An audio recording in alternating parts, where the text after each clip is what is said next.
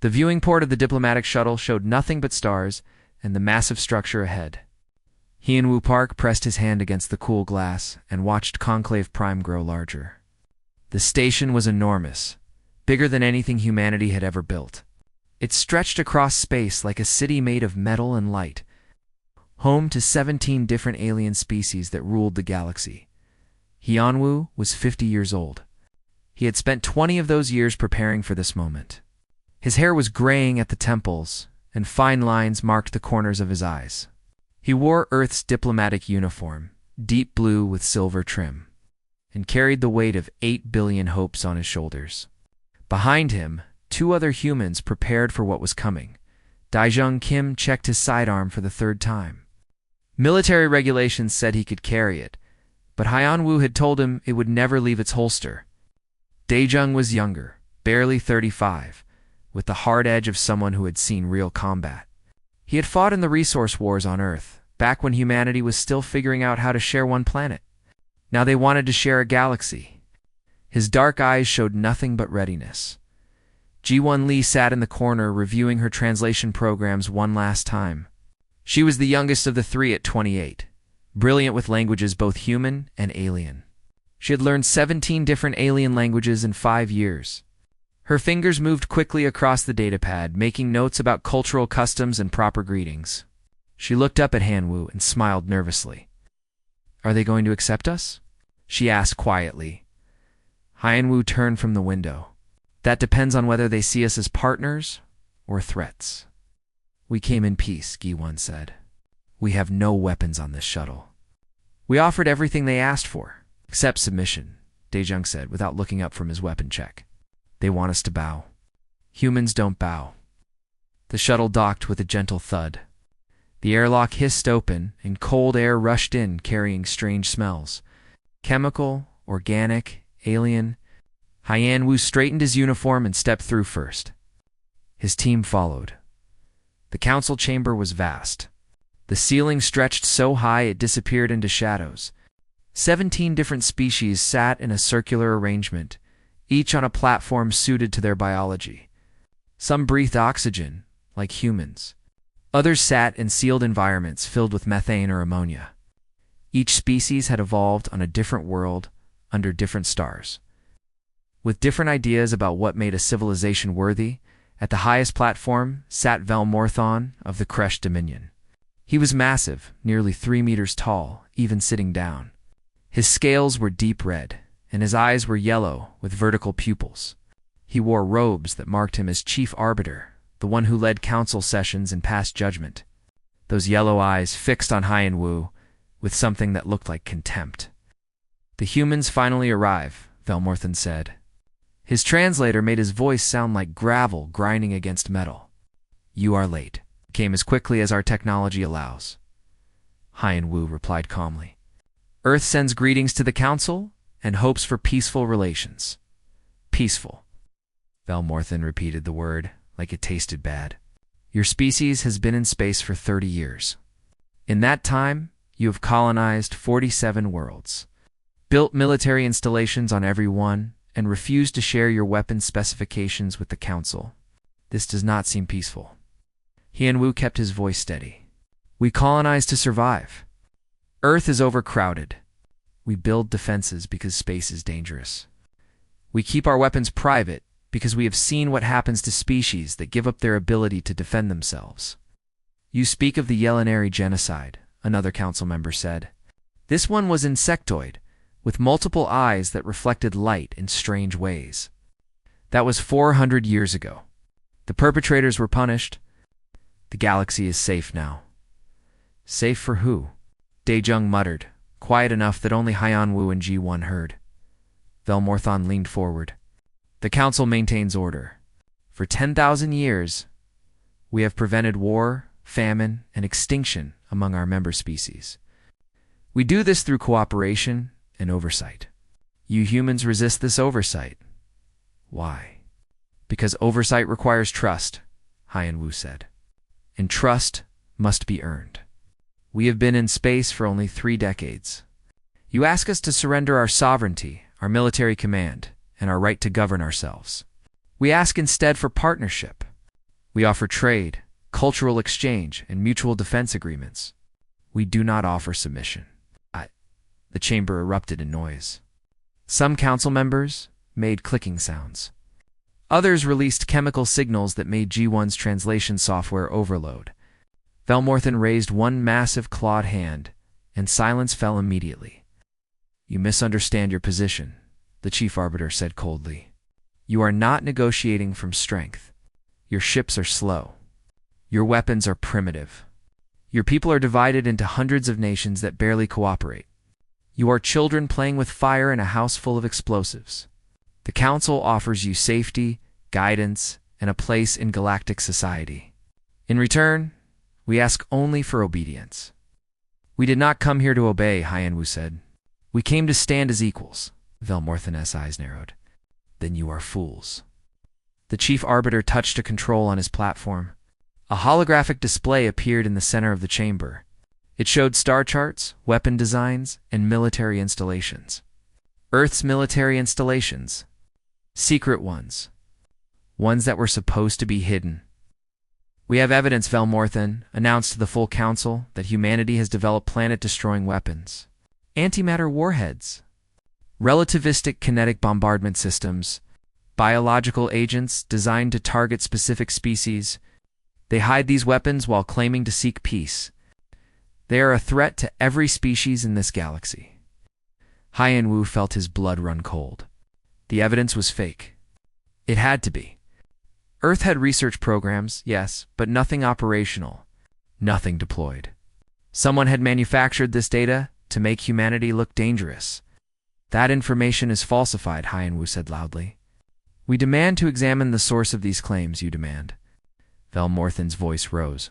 "You stand before the highest authority in the galaxy, accused of crimes against peace itself, and you make demands." G1 grabbed Hyenwu's arm, her face pale. Daejong's hand moved toward his weapon, then stopped. They all knew the truth in that moment. This was not a negotiation. It had never been a negotiation.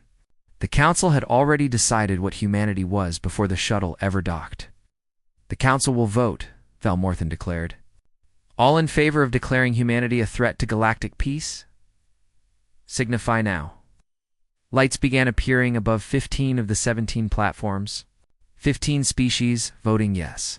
2 abstaining. None voting no. Hyenwu stood perfectly still. He had prepared for failure. He had prepared for rejection. He had not prepared for this. "The vote is decided," Velmorthen said with obvious satisfaction. "Humanity is declared a hostile species. As Chief Arbiter, I invoke ancient law. When a species threatens the peace, an example must be made. Ambassador Hyenwu Park, you are sentenced to death for crimes against the galaxy.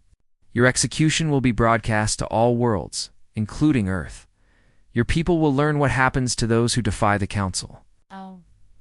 The chamber began to spin. Guards appeared from nowhere, massive armored beings with weapons that hummed with energy. Daejong moved, but Hyenwu grabbed his shoulder and squeezed hard. "No," Hyenwu whispered. "Let them see who we are." "Hyenwu," Juwan's voice broke. "Tell Earth," Hyenwu said clearly, looking at both of them. "Do not let them make us kneel. Remember who we are." The guards took him away. The execution chamber was ancient. The walls were carved from stone that predated most civilizations in the galaxy.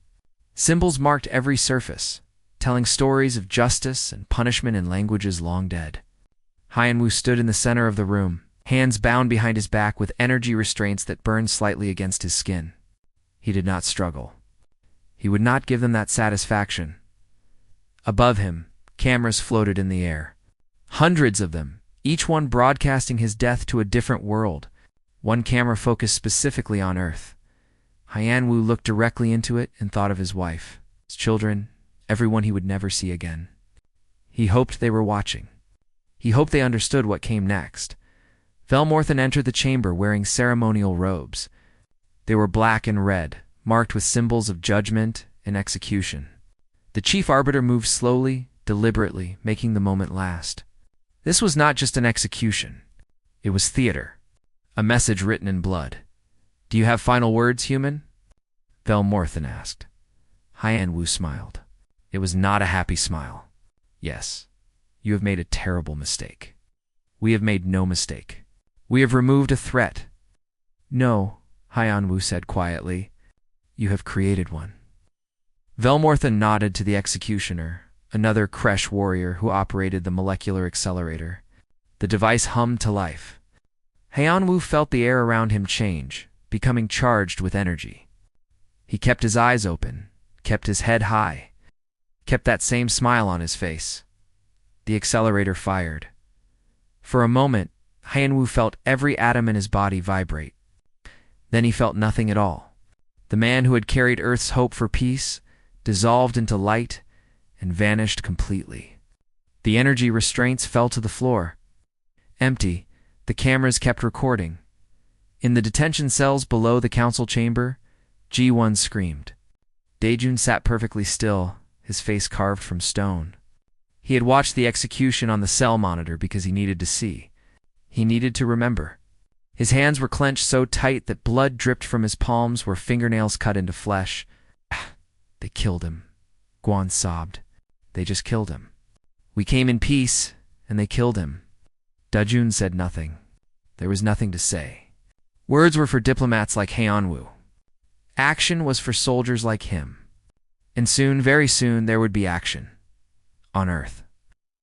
In a facility buried deep beneath the Swiss Alps, Admiral Taeho Shin watched the same broadcast. He was 72 years old, with white hair and a face marked by decades of war and command. He had fought when nations still killed each other over water and oil. He had helped unify Earth's military when humanity reached for the stars. He had planned for this exact scenario around him. The strategic command center was completely silent. 300 officers watched their ambassador die. Some wept, some cursed. Some sat frozen in shock. Admiral Taeho felt none of these things. He felt only cold calculation and carefully controlled rage. He touched a button on his command console. Commander Choi. Execute protocol. Avalanche. Commander Subin Choi stood at attention. She was 40 years old, sharp-eyed and sharper-minded. She had studied every war humanity had ever fought and learned from all of them. Admiral, confirming authorization for Protocol Avalanche. This action cannot be reversed. I understand. Execute the protocol. Yes, sir. Subin's fingers moved across her console with absolute precision. Red lights began flashing throughout the facility. Alarms sounded in military bases across Earth, on Luna, Mars, and every human colony in space. The message was simple and clear. Condition: war. Response: total objective. Annihilation. Protocol Avalanche had been created 15 years earlier by Earth's best military minds. They had looked at the galaxy and asked a simple question. What if first contact went wrong? What if humanity met species that only understood strength? What if peace was impossible? The protocol had 3 phases. First, complete communications blackout. All human colonies would go dark immediately. No messages, no signals, nothing that could be intercepted or traced. The galaxy would lose sight of humanity completely. Second, activation of the Silent Armada. For 20 years, humanity had been building warships in secret. Not in obvious places like Earth orbit or Mars shipyards. They built them in the Oort cloud, in dead solar systems, in places so far from anything that sensors would never find them. 300 warships, each one designed with a single purpose: overwhelming destructive power. Third, total war. No mercy, no surrender. No negotiations. The enemy would be destroyed completely. Or humanity would die trying. Su Dashbin worked quickly, sending encrypted orders to every military commander in human space. Within minutes, human colonies stopped broadcasting. Trade ships went silent and changed course for hidden rendezvous points. Research stations deleted their records and evacuated to secure locations. To anyone watching, humanity simply vanished. Council observers stationed near human space reported the blackout immediately. They did not understand what it meant. They thought it was fear, shock, maybe grief. They were trained to analyze alien psychology, but they did not understand humans. Humans who were afraid ran away or begged for mercy. Humans who were angry prepared for war. The Council had just made humanity very, very angry. On Conclave Prime, Belmorthan received reports about the communications blackout. He dismissed them as irrelevant. Let the humans hide in their small corner of space. Let them mourn their dead ambassador. Eventually, they would accept reality and submit to Council authority. The execution had served its purpose. He did not know about the Silent Armada. He did not know about Protocol Avalanche. He did not know that humanity had spent 2 decades preparing for exactly this moment. He made the mistake of believing his own propaganda, that humans were primitive and weak and easily controlled. In deep space, beyond the edge of the galaxy's spiral arms, the warships woke up. They had waited in the darkness for years, their crews in stasis, their reactors cold and silent. Now the reactors ignited. Crews woke from their long sleep. Weapon systems activated and ran diagnostic checks. 300 warships, each one carrying enough firepower to crack a planet's crust, began moving toward their target. Fleet Admiral Minesio Yoon stood on the bridge of the flagship, a massive dreadnought called Retribution. She was 45 years old, tall and lean, with eyes that missed nothing. She had graduated top of her class from the Naval Academy. She had commanded peacekeeping missions, exploration fleets, and anti-piracy operations. She had never commanded a fleet with orders to destroy an entire civilization before. "All ships reporting ready, Admiral," her tactical officer reported. "Course laid in for Conclave Prime. Estimated arrival, 21 days. Stealth systems?" Minesio asked. "Online and operating at maximum efficiency. We are invisible to all known scanning technology." Minesio looked at the star charts displayed in front of her. Conclave Prime was marked in red. Enemy territory. Target. She thought about Ambassador Hyenwu, a man she had met twice at diplomatic functions. He had been kind, intelligent, hopeful about humanity's future. They had killed him for being those things. "All ships," she said into the fleet-wide communications channel. "Set course for Conclave Prime. Full stealth protocols. When we arrive, we will show the Council what happens when you execute a human ambassador. We will show them that humanity does not forgive. We will show them that humanity does not forget. And we will show them that humanity always, always protects its own. Engage." 300 warships accelerated toward their target. Behind them, Earth prepared for war. In detention cells on Conclave Prime, Juwan cried herself to sleep while Daidrung stared at the ceiling and planned violence. And in the council chamber, Belmorthan sat on his platform and believed he had one. He was about to learn how wrong he was. The silence from human space lasted 3 days before the council began to worry. 4 days before they sent investigation teams. 7 days before they realized something was seriously wrong. By then, it was far too late. Council scout ships arrived at human colonies to find them completely dark. No communication signals. No traffic control. No response to hails. Orbital facilities were empty. Their crews vanished. Planetary settlements showed signs of rapid evacuation. Mining operations had been abandoned mid-shift. Everything humanity had built in the past 30 years looked deserted, but there were clues for anyone smart enough to read them. Supply depots were completely empty. Fusion reactors were still running. Defensive satellites remained active and tracked approaching ships with targeting locks. The humans had not fled in panic. They had withdrawn in perfect order, taking everything useful with them. On Conclave Prime, Belmorthan called an emergency council session. The 17 species gathered once more, but now the atmosphere was different. Before they had been confident, powerful, certain of their authority. Now they were confused and starting to feel uneasy. "Where are the humans?" demanded the Insectoid Council member. They had 47 colonies. "Now there is nothing." "This is impossible." "They're hiding," Belmorthan said, though he did not sound convinced. "Mourning their ambassador." "They will return, or they are preparing," said another voice. This came from the Thalan representative. a species that looked almost human except for their silver skin and black eyes. The Thalon had voted to abstain on the execution order. The humans did not seem like a species that would hide. What else would they do? Velmorthen demanded. Attack us. They have no military to speak of. A few hundred outdated ships at most. That we know of, the Thalon said quietly. The chief arbiter dismissed the concern with a wave of his clawed hand. But privately, he ordered the Council Defense Fleet to high alert. 500 warships from various member species moved to defensive positions around Conclave Prime. If the humans were foolish enough to attack, they would be destroyed. What Velmorthen did not know was that his military communications were being monitored. Human sleeper agents. Deep cover operatives who had spent years establishing false identities within Council space had infiltrated dozens of key positions.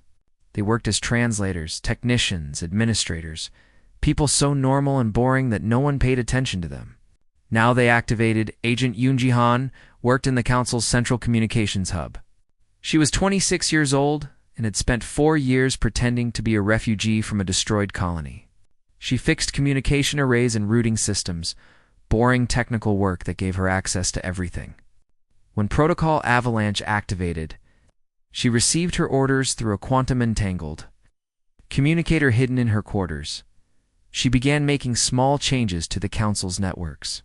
Nothing obvious, just tiny errors that would not be noticed until exactly the wrong moment. Ship-to-ship communication protocols with slight delays. Targeting computer calibrations that were off by microscopic amounts. Shield generators with power fluctuations that would only appear under combat stress. Death by 1,000 small cuts. There were 47 agents like Yoon-ji spread across Council space. They worked independently, unknown even to each other, making their small sabotages. Together, they were unraveling the Council's military capability from the inside. On day 14, Council supply convoys started disappearing.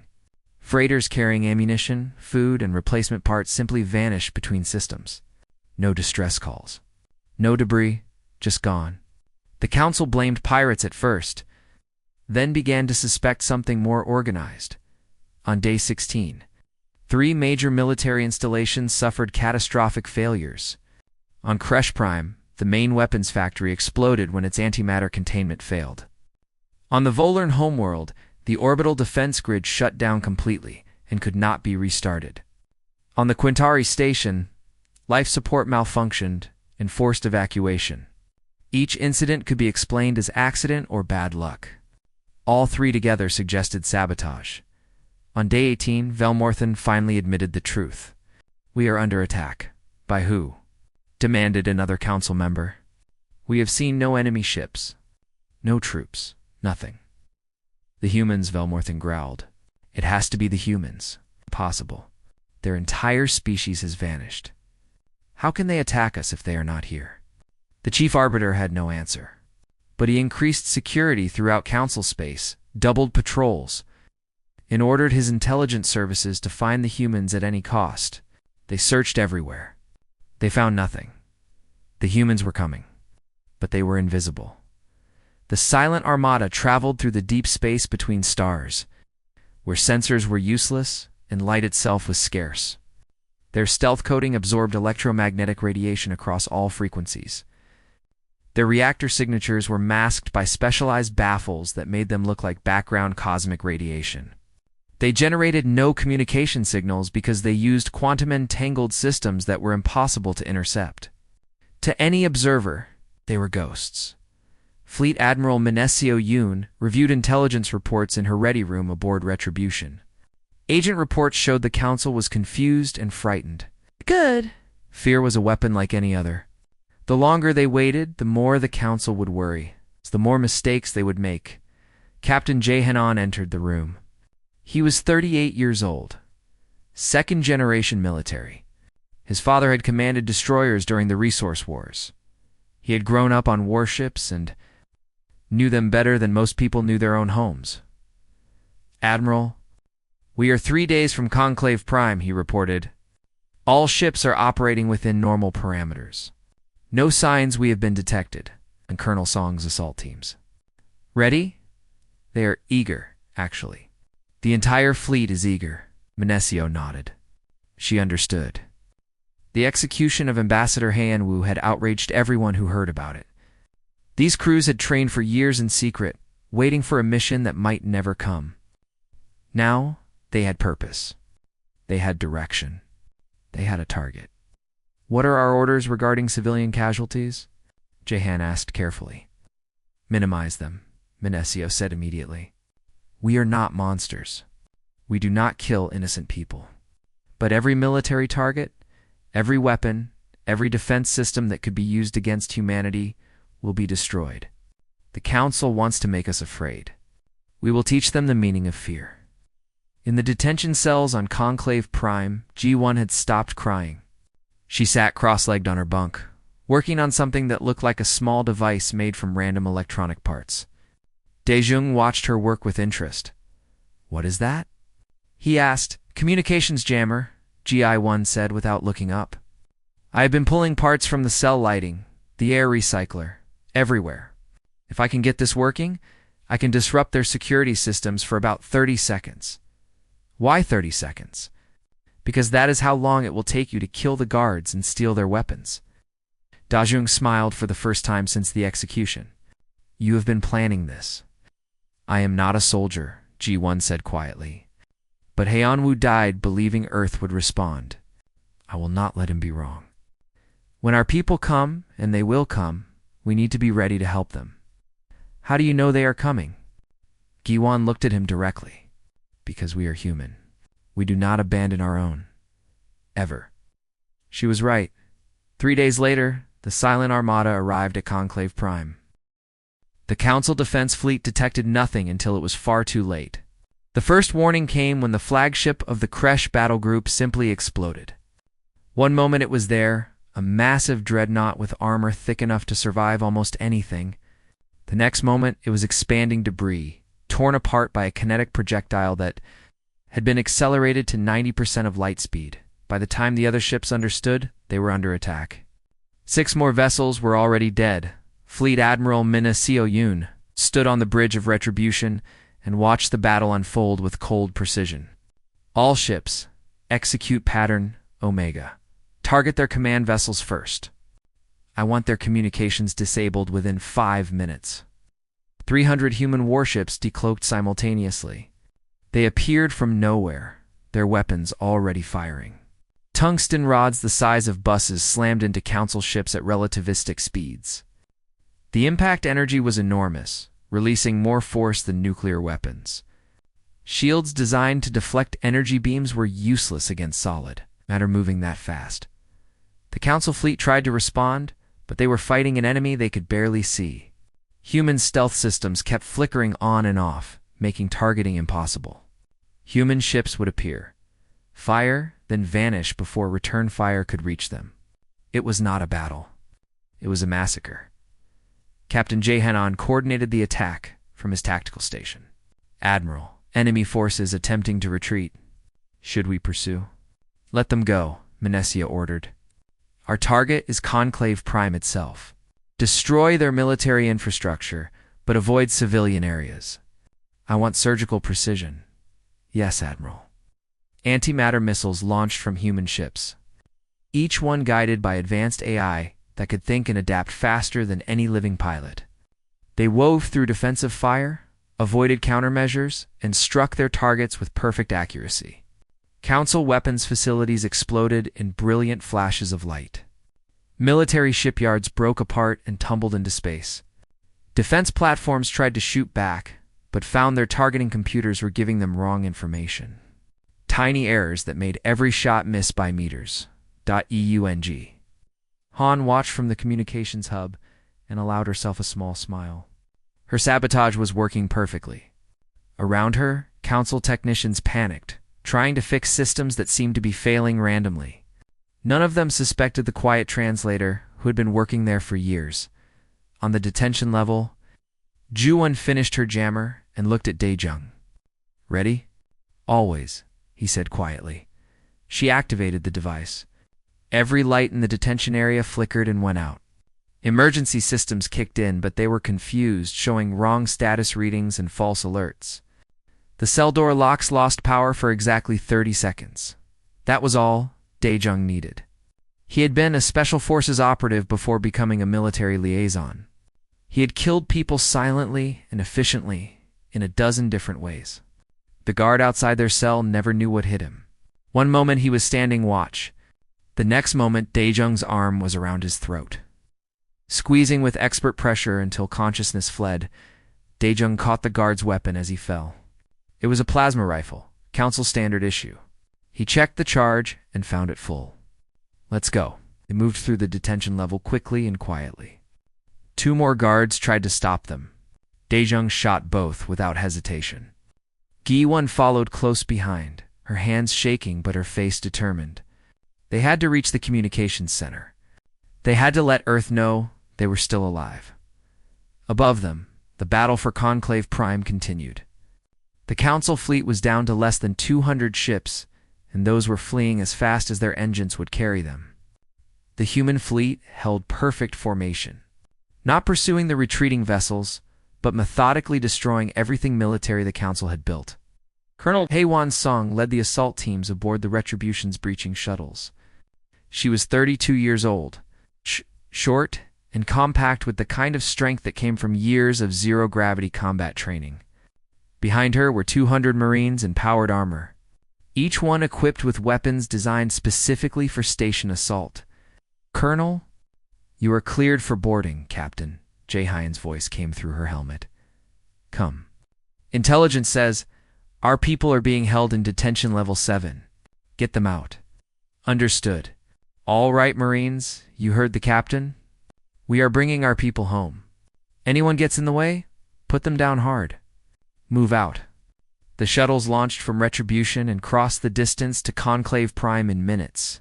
Point defense systems tried to stop them, but found their targeting was mysteriously malfunctioning. The shuttles breached the station's hull with shaped charges and cutting lasers, creating entry points for the assault teams. HAE-1 was the first one through. Her armor sensors showed multiple hostile signatures ahead.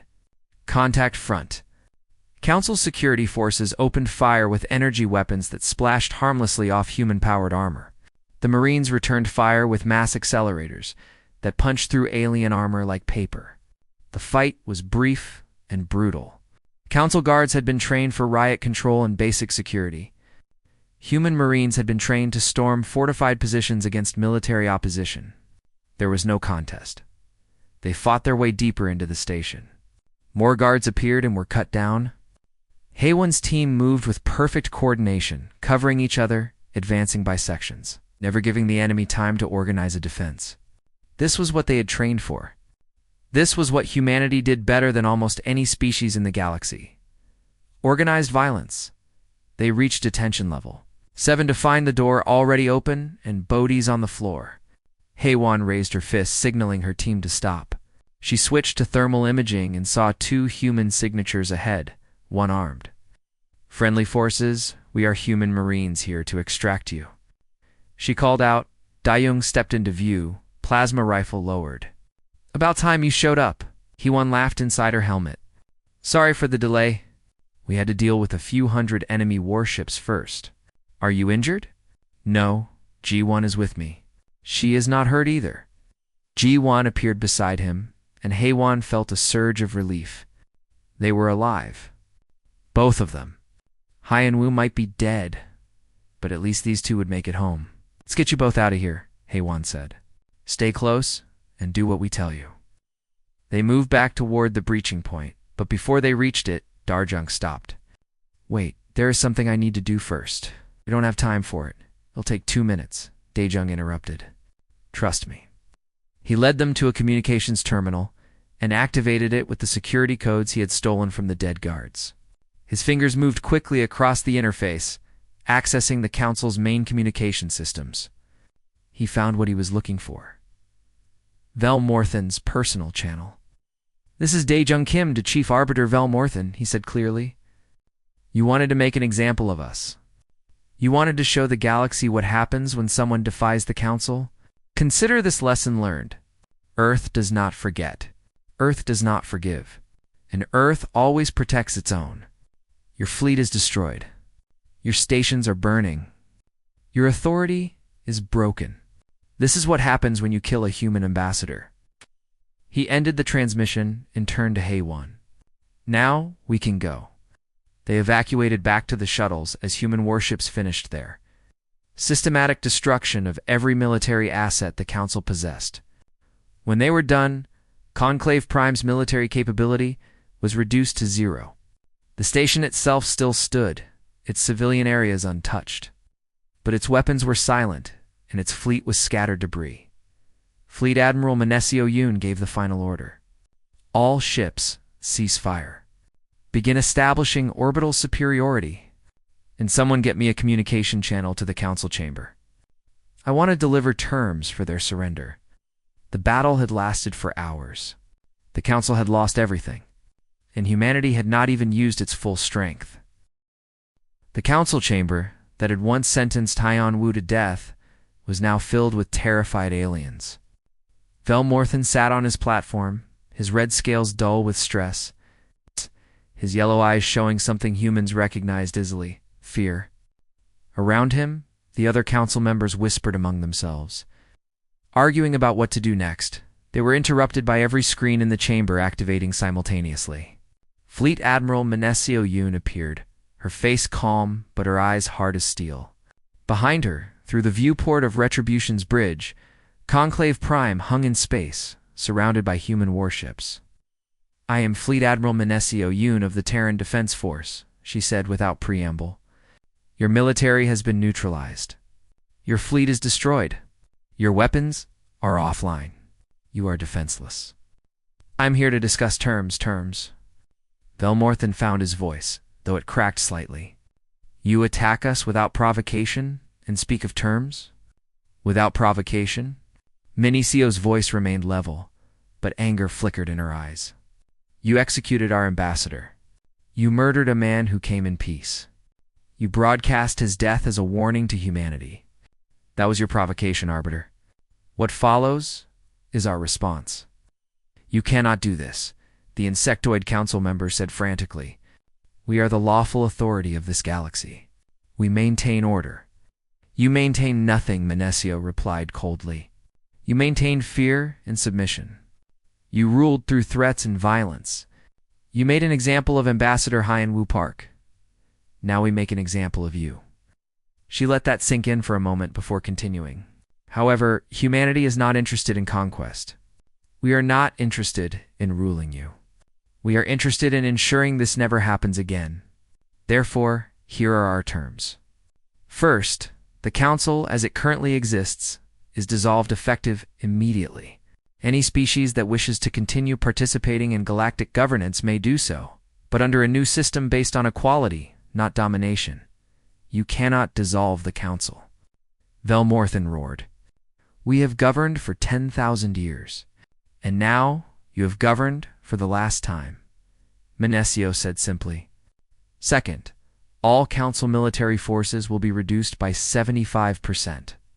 The remaining forces will be dedicated to defense only, not enforcement of Council dictates.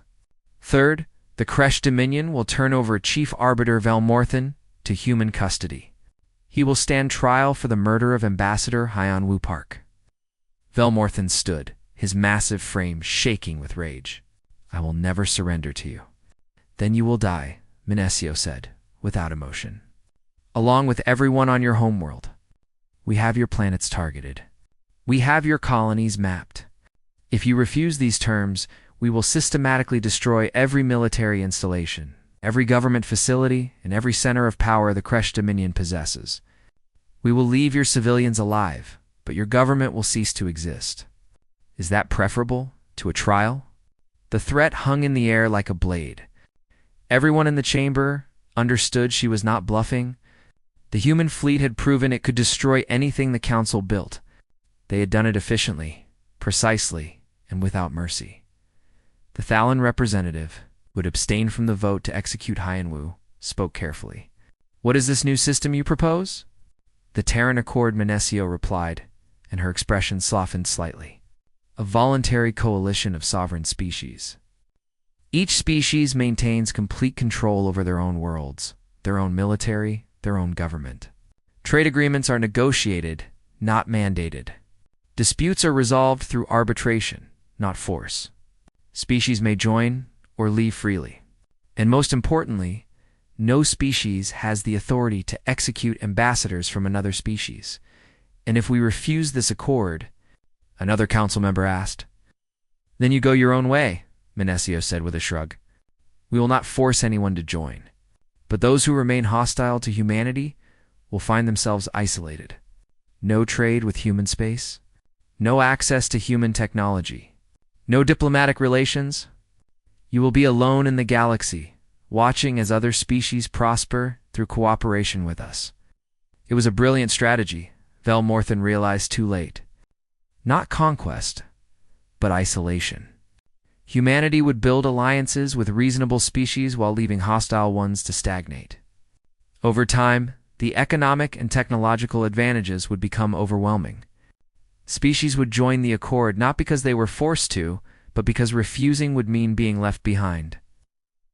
The Thalan asked, "What of restitution for the attack you have just carried out?" "Restitution?" Menesio smiled without humor. "You want humanity to pay for defending itself?" "No, there will be no restitution.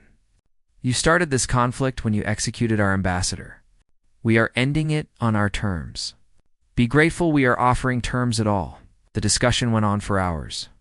Some council members argued. Others accepted immediately. A few threatened retaliation until human warships moved into position over their homeworlds. And they suddenly became much more cooperative. By the end of the day, 12 species had agreed to join the Terran Accord. 3 more asked for time to consult their governments. Only 2, including the Kresh, Dominion, refused outright. Velmorthen was arrested by human marines and transported to Earth to stand trial.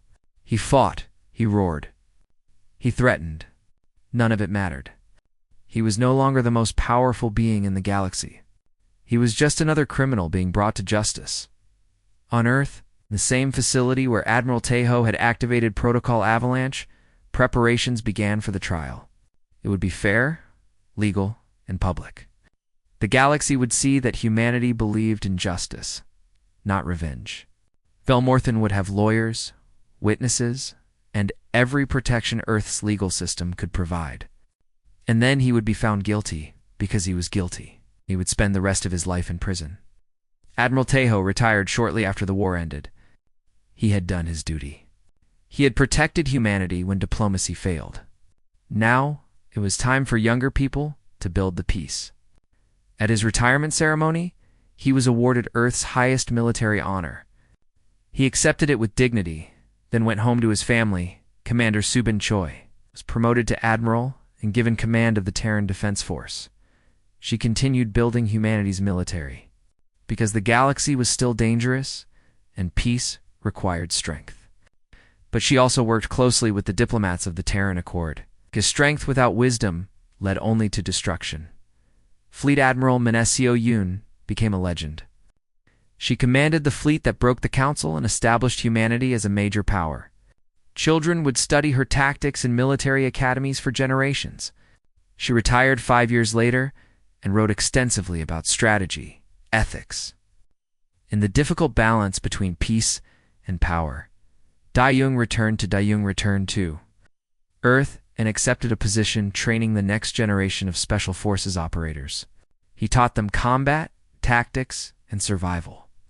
But he also taught them when not to fight, how to recognize orders that were wrong, and why protecting civilians mattered even in war. His students called him the hardest instructor they ever had. They also said he was the best. GI-1 became humanity's first ambassador to the Terran Accord. She spent the next 20 years building relationships with alien species, learning their cultures, and helping humanity understand the galaxy they now helped govern. She never forgot Haiyan-Wu. She made sure his dream of peaceful cooperation lived on, even after his death. In Geneva, Earth built a monument. It stood at the center of the Terran Accord headquarters, visible to every delegate who came to meet. The statue showed Haiyan-Wu Park with his hand extended in greeting, the way he had greeted the council before they killed him. Beneath the statue, an eternal flame burned. Words were carved into the base. They struck one of us. We answered for all of us. Let the galaxy remember, humanity does not kneel. 30 years after the execution, a young cadet named Yoonji Han stood before that monument during her graduation from Earth Defense Academy. She was 19 years old, about to begin her service in the Terran fleet. Beside her stood her instructor, an old man with white hair and hard eyes. "That is Ambassador Han Woo Park," Daejung said quietly. "I knew him. I was there when they killed him." Yoonji looked at the statue with respect. Why did they kill him? Because they were afraid of what humanity could become. Because they wanted us to submit. Because they thought showing strength would make us weak. Daejung shook his head. They learned that humanity's greatest strength is not our weapons or our ships. It is that we never abandon our own. Ever. And now, Yoonji asked, are we at peace? "We are at peace with those who choose peace," Daejung replied.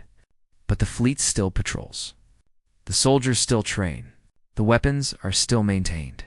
Because peace is not the absence of capacity for violence. Peace is the choice to withhold it." He turned to face her directly. "Remember that, cadet.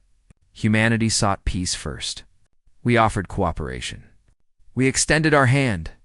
Only when that hand was slapped away, only when our ambassador was murdered, only then did we raise our fist. Never forget that order of operations. Peace first. Always peace first. But when peace fails, when innocent people die, when enemies think we are weak enough to attack without consequence, then we show them what humanity truly is." "What is that, sir?" Yoonjae asked. Daejun smiled slightly. "Survivors, protectors, and when necessary, warriors unlike anything the galaxy has ever seen." Above them, ships of the Terran Defense Force moved across the sky in perfect formation.